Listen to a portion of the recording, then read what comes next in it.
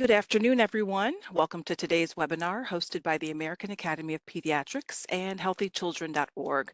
Today we're talking with Dr. Michael Yogman, a developmental behavioral pediatric specialist who was lead author of the landmark American Academy of Pediatrics policy statement, The Power of Play, a pediatric role in enhancing development in young children. We also want to acknowledge that it's National Screen Free Week, an annual invitation to play, explore, and learn with your family without the use of screens. But before we begin, a few housekeeping items. This webinar is being recorded, so if you lose connectivity for any reason, you can always watch and listen to the archived webinar, which we'll post to our website in a few days. If we can help you with any technical issues during the webinar, please use the chat function to send us a message. We will have time at the end of the webinar for a question and answer session. To ask a question, please use the chat function. You can activate chat by clicking on the speech bubble at the bottom center of your screen or the person-shaped icon for mobile users. Feel free to send in your questions at any time, and we'll get to as many as we can at the end of the presentation. Let me go ahead and introduce our host, Dr. Jennifer Shu. Dr. Shu is a practicing pediatrician, author, and mom in Atlanta. She is the co-author of Heading Home with Your Newborn and Food Fights, both available on Amazon. A frequent guest on national and local television, radio, and web-based programs. She's also served as the Living Well health expert for CNN.com, has contributed medical information to Baby Center and WebMD, and serves as the Parents Magazine Advisory Board. And finally, she is the medical editor of healthychildren.org, the official parenting website of the AAP. Welcome, Dr. Shu. Thank you so much for having us today, and thank everybody for joining us this afternoon for this webinar. I'm really excited to welcome Dr. Yogman for today's conversation. He is the past chair of the American Academy of Pediatrics Committee on Psychosocial Aspects of Child and Family Health. In addition to the power of play, Dr. Yogman has authored AAP policy statements on toxic stress, resilience, father's role with children, perinatal depression, addressing early childhood behavioral problems, and other topics. He recently retired from practice, but continues to teach, write, and do research as assistant professor of pediatrics at Harvard Medical School. He's also on the leadership council of the Center on Universal Education at the Brookings Institute and is board chair of the Playful Learning Landscapes Action Network. Previously, he has served as board chair of the Boston Children's Museum and as a legislative appointee to the Massachusetts Advisory Board on Child Mental Health. Dr. Yogman has been honored with the AAP Richmond Coleman Award for Outstanding Contributions to the Field of Child Development and Behavior, the AAP Senior Child Health Advocacy Award, and the Sims Mann Foundation National Whole Child Award. Dr. Yogman received his medical degree from Yale University and a master's degree in maternal and child health from Harvard School of Public Health. He is married to Dr. Elizabeth Asher and has 2 grown daughters and 2 granddaughters. Thank you for joining us today, Dr. Yogman. Thank you so much. I'm delighted to be here today and to discuss a very joyful topic with our listeners. So let's begin. Excellent. So first slide, the next slide, we are going to get started on talking about why play is so important. All right, Dr. Yogman. Okay. So, I think play has enormous benefits across the landscape of child development. I think it's important to realize that it's not frivolous. It really is brain building. There's a real body of scientific research. It enhances social and emotional development, physical development, cognitive development, executive function. And in an era where we're so worried about isolation and loneliness, according to our Surgeon General, I think it encourages collaboration and cooperation, both for adults and children, that mitigates against that kind of isolation. Uh, Good data that it promotes language, literacy, numeracy. We want to emphasize the value of play in school. And again, the way it promotes safe, stable, nurturing relationships, it's really a buffer to stress and promotes resilience. So lots of background for those statements, but it's it's a panoply of benefits. Okay, well, let's move on to the next slide, but we're stepping back a second and talking, let's talk first about the definition of play. What is it? What isn't it? And now that we know why it's important, we'll move on to the next slide and talk about the definition of play. So play, there are various definitions, but it's almost always children have to be active and engaged. They're engaged in joyful discovery. There's both open-ended free play and guided play, which we'll talk about in some detail in a few minutes. But the important thing is that it's joyful and kids are discovering and enhancing their curiosity about the world. Many everyday activities are playful. Simple toys, kitchen leftover dishes, wooden spoons. We want to be a little careful about screen time and making a family media plan, which we can talk about in more detail in a few minutes. But I think what we want to talk about is a balance between both free play and guided play, which is child directed but parent informed. Excellent. So diving in a little bit deeper into specific types of play, what can you talk about there? So we span the spectrum of children playing with toys and objects such as blocks,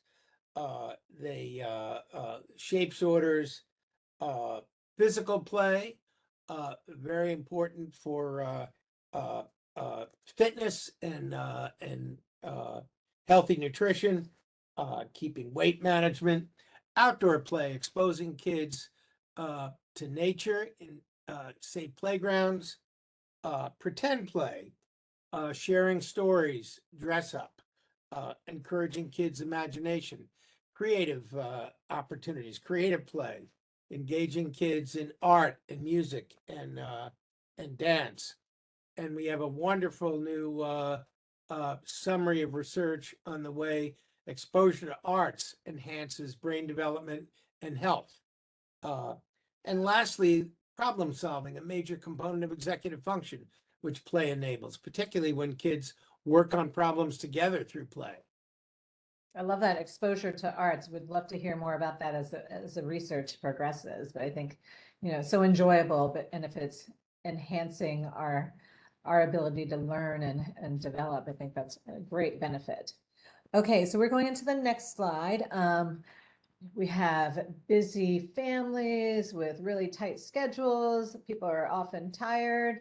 How can families possibly work play into their days?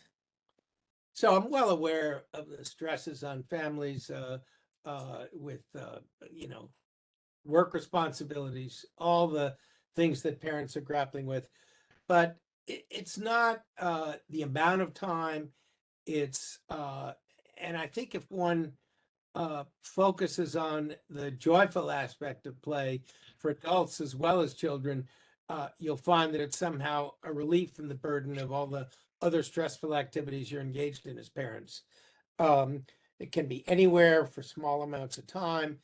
And I think what you're focused on is just being attentive and observing your child. And you'll learn so much about what your child is interested in and capable of.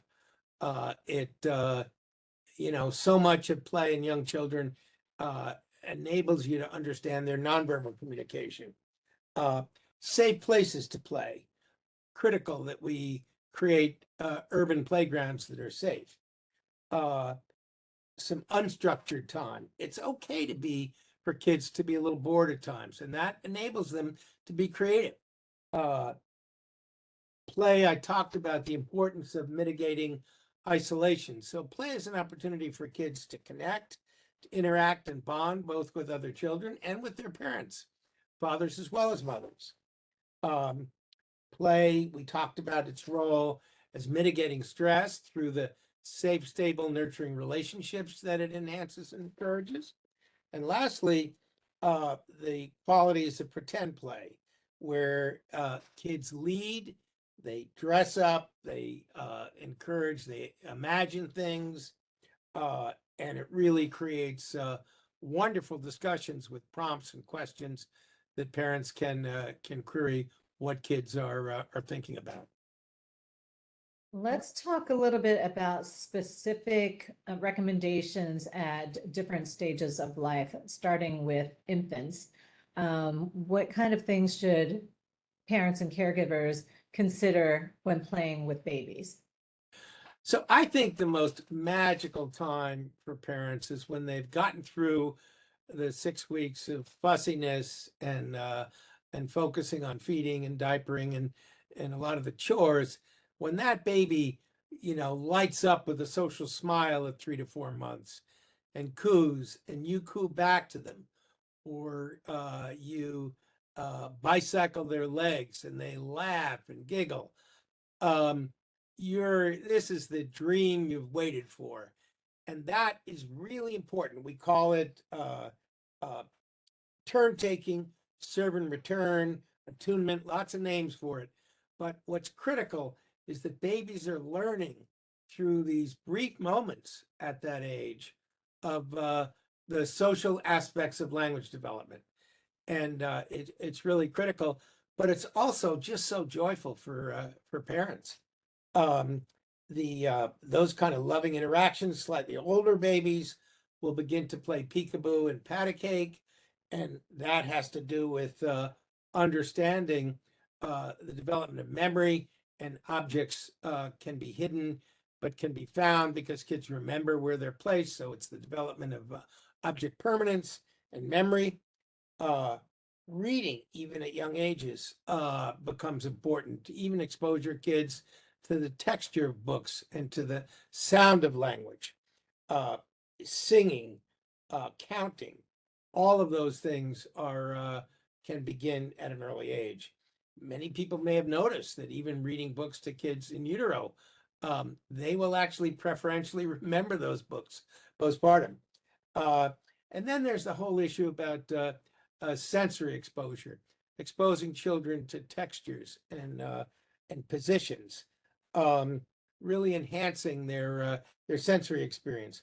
All of these are really critical aspects of what one can do in babies in the first year of life.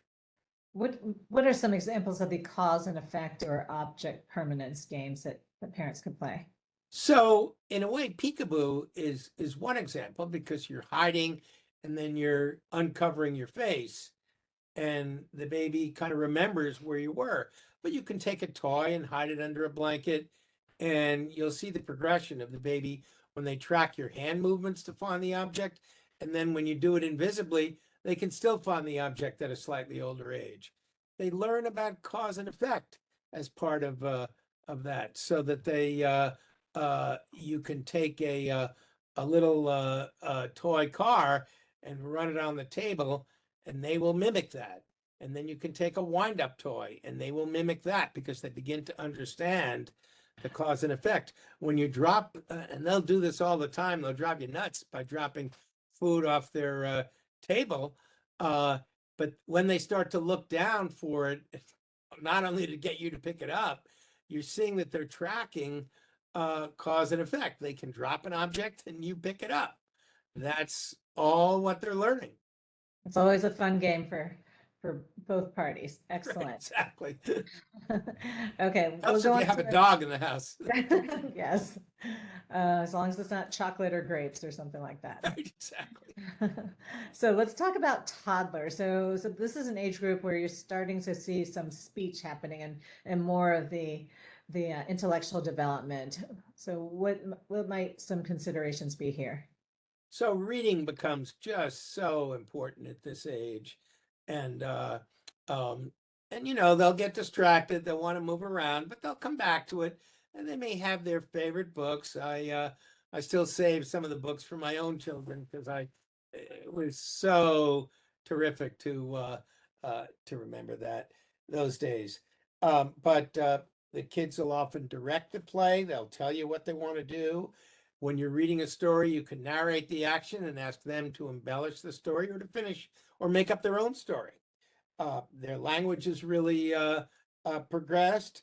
They'll not only be building things with blocks, but really enjoy shape sorters and stacking blocks and sorting puzzles.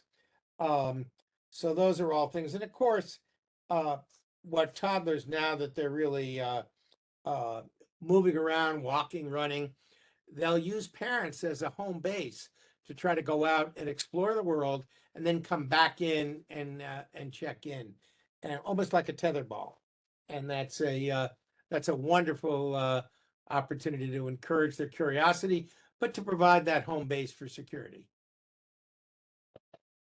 I like what you mentioned about narrating the action. I think, sometimes parents feel a little bit awkward talking to an infant or toddler who may or may not understand, but I think they understand a lot more than we give them credit for. I remember when my child was about 12 or 15 months, I said, "We're going to the doctor now. You're getting some shots."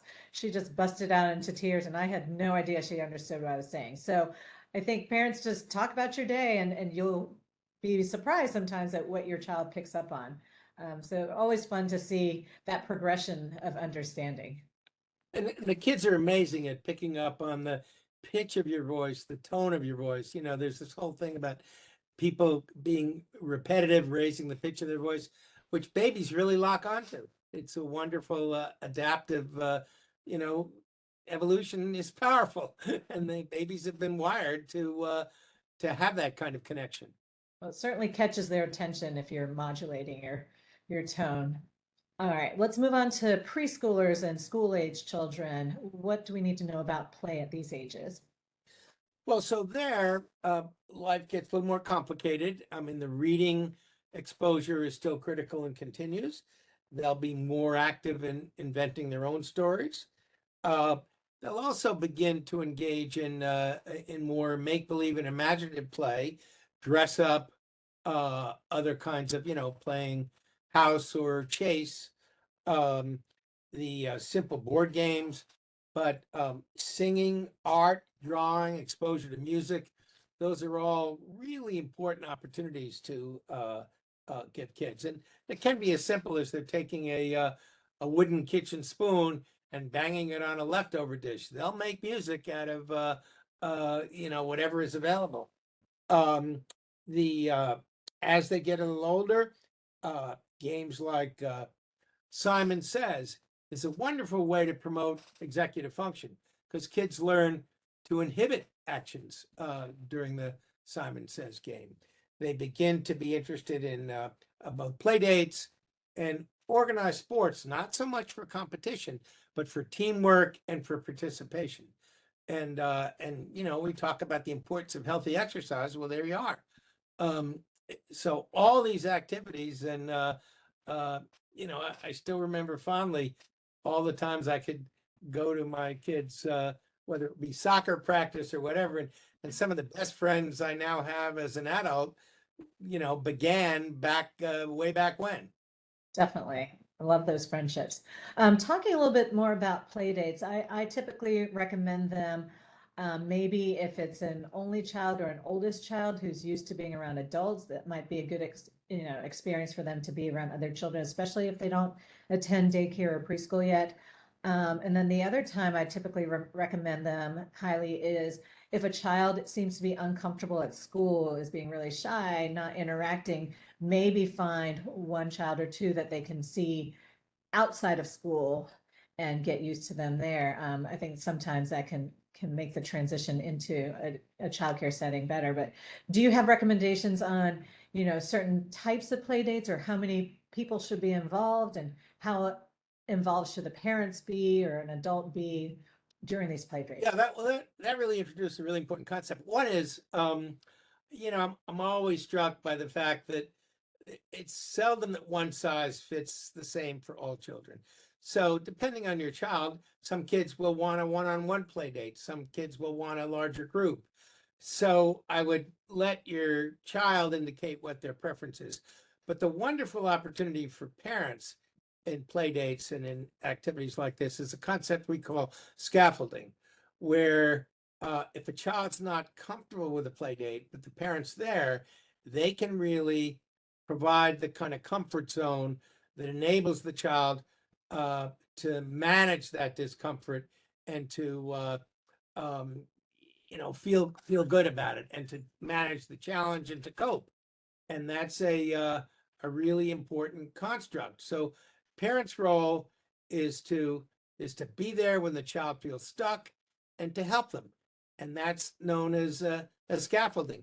You don't want to be intrusive when they don't need your help, but you want to be there when they're stuck. And a child who's uncomfortable with a play date, that would be a wonderful example where the parent's presence can be reassuring and comforting and help them over that challenge, and then to really feel proud of themselves for being successful.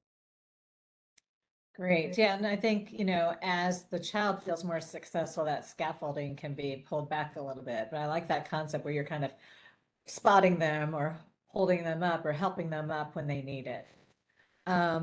So we are going to go into the question and answer session right now. We've had multiple excellent questions that were submitted in advance by people who had registered already.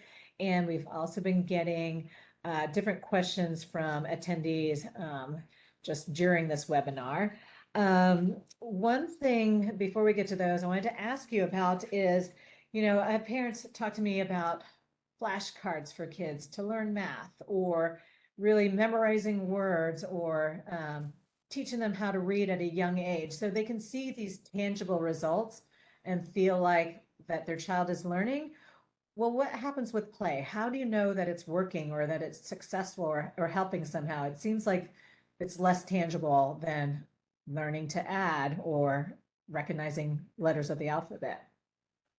Yeah, I think that for young children, I think the answer is it's mostly nonverbal. You watch your child. If they're smiling, if they're attentive, if they are expressing some joy and curiosity, you know you're on the right track. I worry when we're too pushy with purely, what I pejoratively call drill and kill, whether it's be flashcards or pushing, a school age curriculum to a preschooler.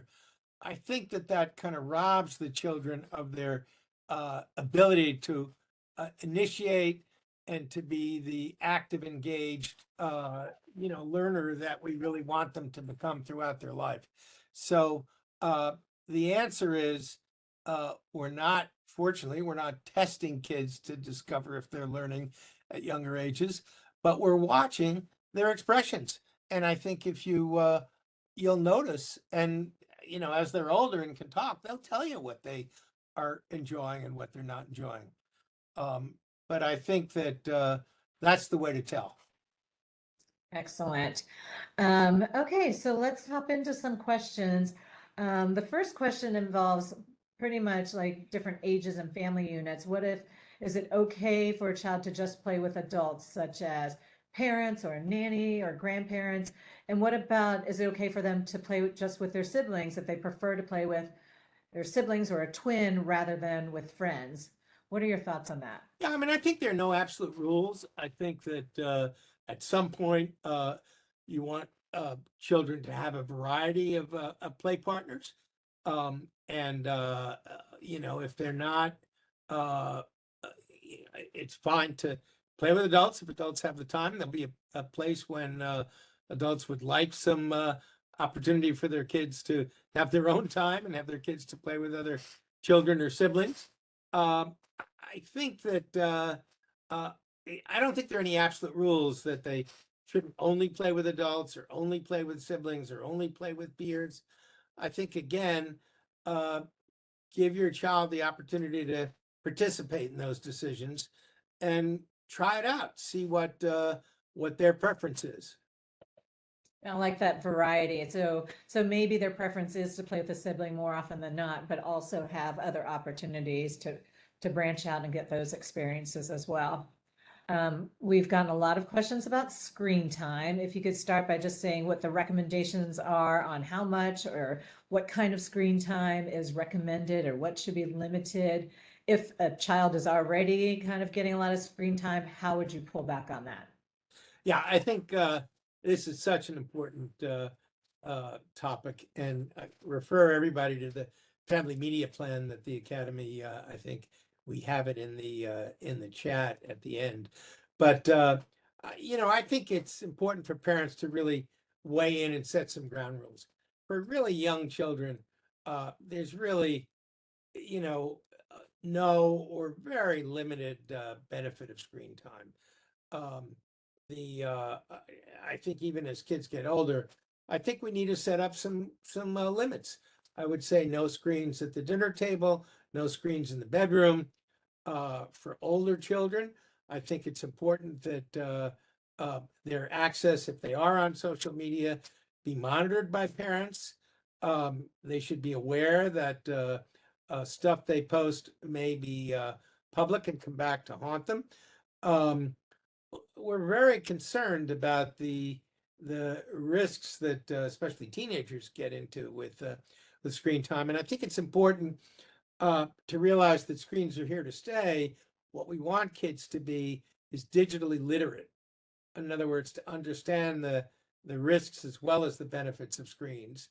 And parents are really going to need to be, very engaged. On the other hand, I'll just point out that some of the there are some wonderful educational apps where kids can play together on screens to great everybody's benefit. That's very different than a child sitting in an isolated room with a screen, which I think is not in anybody's best interest. So it's probably a topic of a whole other webinar, but Yeah, that's an excellent idea. Maybe we'll grab you for that in the future because we are getting a lot of questions on screen time. We could spend forever on that, but we'll defer I that. also might point out I'm not naive. I mean, there are times when parents will have to use a screen as an electronic babysitter, but I would really try to limit that as much as possible. So in moderation, educational, watch together with your child when possible. I think we've talked in the past, not in this venue, but in other times, FaceTime or video chatting is encouraged. It's something in real time. It's interacting with somebody. So things like that we typically don't count against your screen time limits. Would you agree with that? Yes, I would. And it's been wonderful for grandparents or relatives that don't live contiguous to be able to FaceTime with children. So yeah, that's what I say. It's a complex area. There are risks and benefits.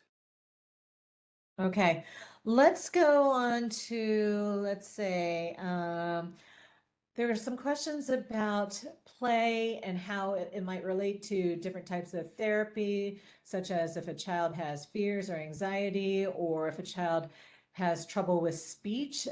Can play actually be some kind of therapy for children? I think very much so. A lot of kids are not necessarily going to be verbal about their fears and anxieties, but one can use playing with dolls or puppets to see, they'll demonstrate some of their feelings as they're playing with those kinds of make-believe toys. I also think for children with special needs, such as children with autism, we know that other modalities besides speech can be incredibly helpful ways to communicate. So music and dance are very therapeutic in working with children with autism. So I think that play can be. I think we want to also acknowledge not just the way collaborative play, cooperative play mitigates the isolation and loneliness that is now so prevalent in our society, as the Surgeon General has been reporting lately, and that the opportunity for people to, for kids and children and adolescents to play together is really very protective for their mental health. Okay, great. So our next question has to do with attention span. You kind of mentioned that a little bit when you were talking about kids who wouldn't stay still for an entire book, for example.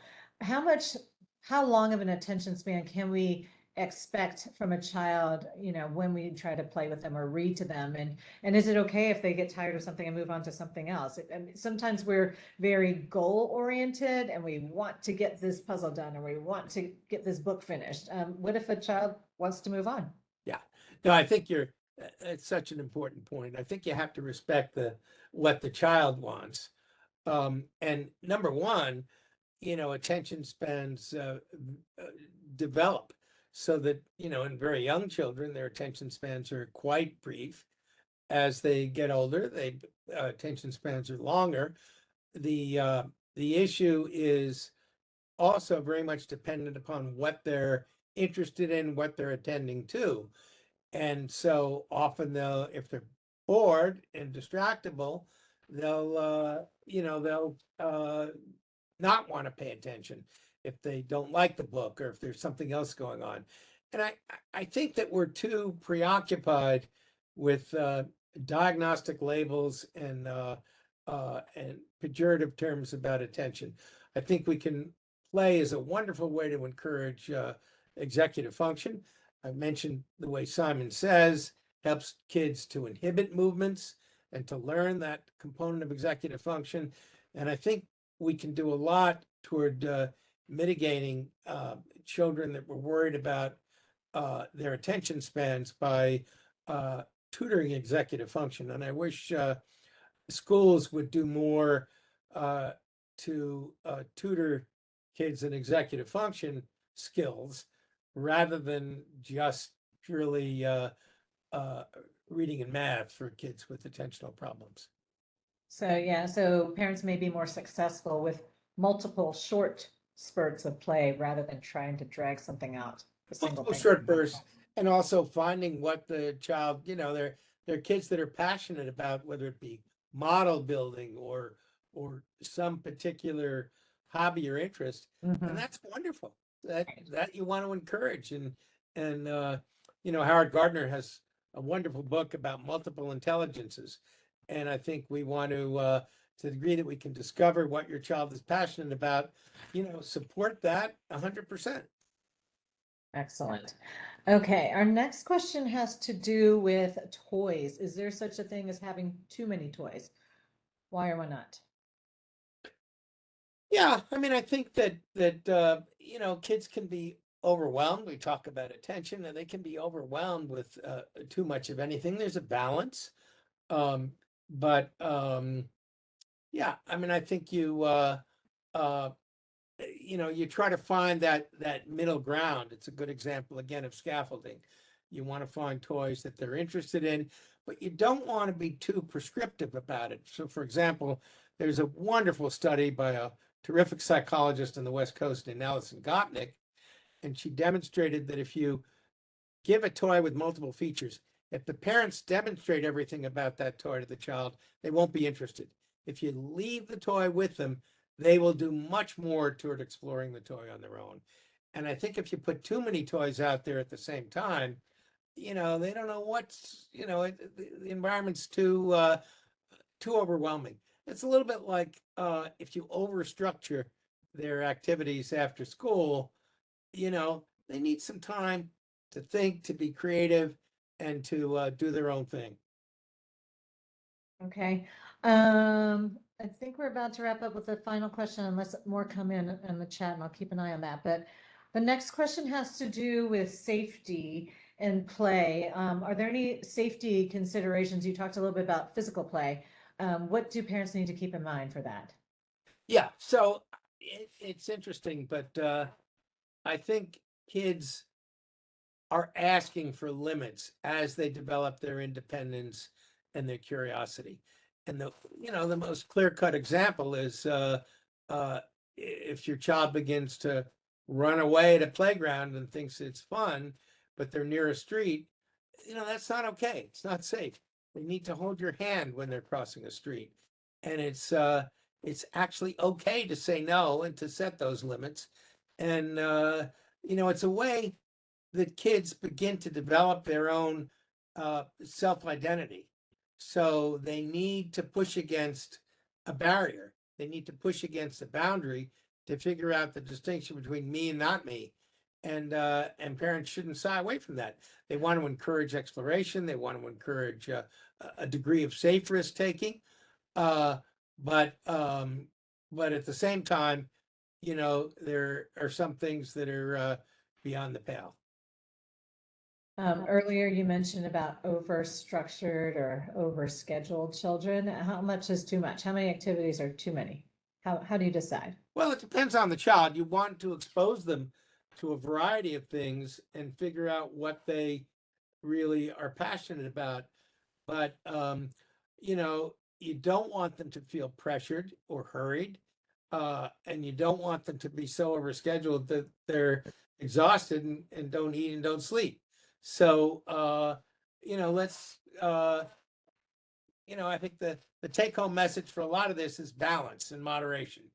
And that certainly goes for, structured activities. I think that's a good point. If it's cutting into other healthy parts of their lives, it's probably too much and to cut back. But yeah, my daughter's crazy. She'll do sometimes go running, play soccer, play tennis, and swim all in one day. But my husband's also the same way. So she's kind of seeing that in her environment, whereas that would wear me out. So I think everyone's different, like you said. Yeah. And as long as it's not impacting them negatively, maybe it's okay. Exactly. I think all kids are different. That's the other take-home message. Exactly. All right. Well, thank you for joining us. I'm going to turn things back over to the AAP to wrap things up. Thank you so much, Dr. Shu and Dr. Yogman. So many takeaways there. We want to remind participants to follow healthychildren.org on Instagram, Facebook, Pinterest, and Twitter. We hope you enjoyed today's webinar. Keep an eye out for a quick survey and let us know what you found most helpful and any suggestions you may have. Lastly, a very special thank you to our partner, Melissa and Doug. Head over to their Power of Play page for more open-ended play tips and more.